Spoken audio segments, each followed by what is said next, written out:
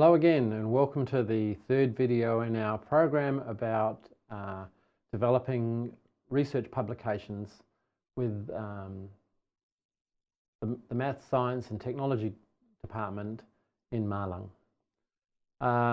This third video follows on from what we did in the last time, which was about developing a research and publication plan. So now we want to start getting a little bit more specific. And today we want to look at what to write. Now, again, these follow a series of 12. This is the third one, and there's an associated workbook which you can work through at the same time with your study group. So, in this session on what to write, the topics I want to cover briefly are what's new. The second topic is drawing on your research findings. And thirdly, what are your fields? Some of these relate directly to what we did last week. So, I work as a journal editor. And when we think about what we're going to publish, one of the things we always ask every time we receive a manuscript is there something new here? What we don't want to publish is stuff we already know, things that have been well and truly hashed out before. And this doesn't mean that everything's radically new, but often it's set in a different context. And so one of the things that might be really important for you to think about is, what do some of these topics look like in Indonesia? How does it work with Indonesian learners? So that's the first thing important. What's new? Journal articles mostly, and there's not all, but generally need to be empirically based. So they want to publish things that are from research projects. And these research projects have to be of a significant scale that is robust enough for them to warrant publishing.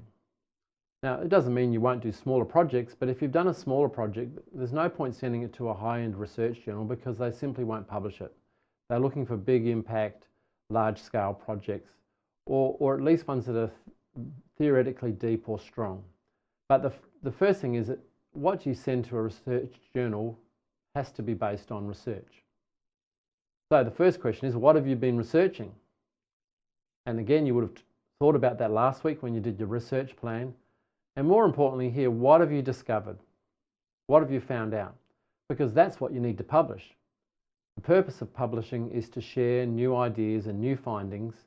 And so therefore, the important thing you think about is, well, what have you found out? So one of the things we'll get you to do in your study groups this week is to actually try and list those down.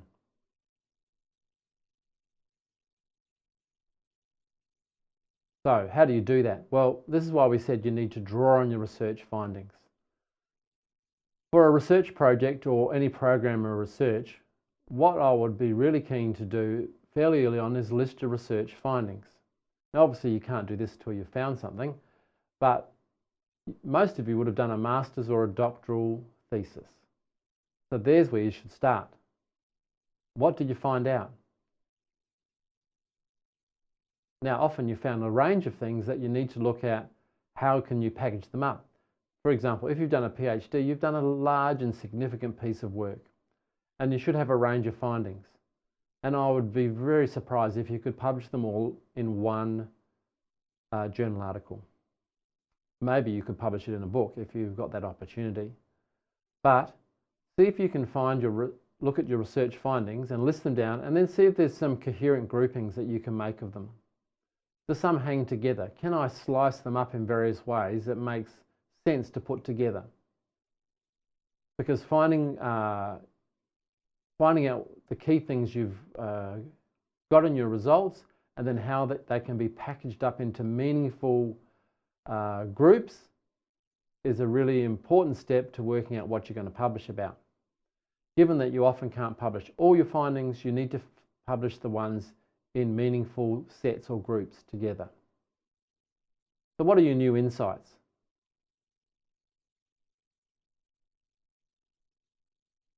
Now, the other thing you need to think about for your research, what are your educational fields? Now, we talked about this last week, and in fact, I think in the first week as well. What are your educational fields? Is it assessment? Is it pedagogy? Is it planning? Again, hopefully you've written them down before, but come back and visit them again. How do they relate to what you've found out? Secondly, what are your discipline fields? Is it about mathematics education? Is it about physics education? Is it about science education generally? And again, they should relate to your findings. What have you got in your findings that may relate to that? You might not have something on all of them. What are your theoretical fields? So you maybe, if you've done a PhD, even a master's, you would have had to have some sort of theoretical framework. And what are your methodological fields? Sometimes there's journals that are related to different methodologies. There's the Journal of Action Research. There's a Journal of Qualitative Research. So maybe you can write your stuff about your methodology, not just your findings. So that becomes part of what's a new insight from your study.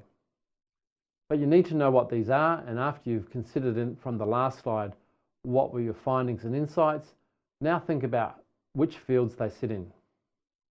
Because often what you can do is you can write similar articles for all of these, or some of them, but you just have a different foci or a different audience. So for example, if you did a study on teachers' beliefs about mathematics, well, you could study that in a journal about teachers' beliefs. You could also publish that in a journal about mathematics education. You write the same article, but you obviously have to rework it. You can't just send them the same manuscript, but you can, in a sense, get more than one journal article out of a single idea. If you've used a particular theoretical framework, you might be able to write it from that particular perspective, and then you get another journal article out of it. And fourthly, you might have used a particular methodology that's innovative and insightful. And it may be something you've worked on with Indonesian teachers who have particular practices and ways of working. And so there's a fourth article you might be able to write. You just need to rewrite, revise, and revisit the text and rework it for a different audience. And that way you can get more than one publication from one or two good ideas. So some final points. The answers to the questions I've given you should not be new to you. They should be in your research plan that you did last week. You should know these things already. Part of developing your academic career is being really clear about what your expertise is in and what you've got to say. Working in academic jobs, we become highly specialised in our knowledge, but in a very narrow field. But also in education, we're there to change practice.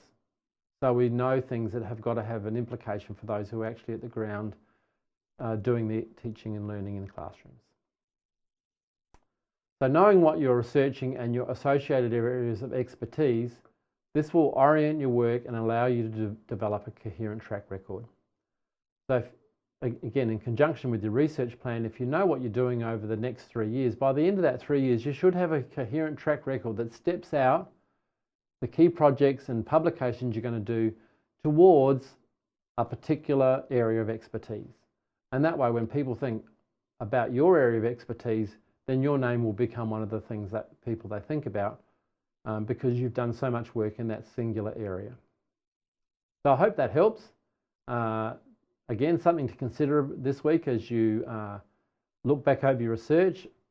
We've spent quite a bit of time on these early stages, not talking about the single journal article you're going to write, but how you can set yourself up for your career to then know what journal article you're going to write, and then the one after and the one after that.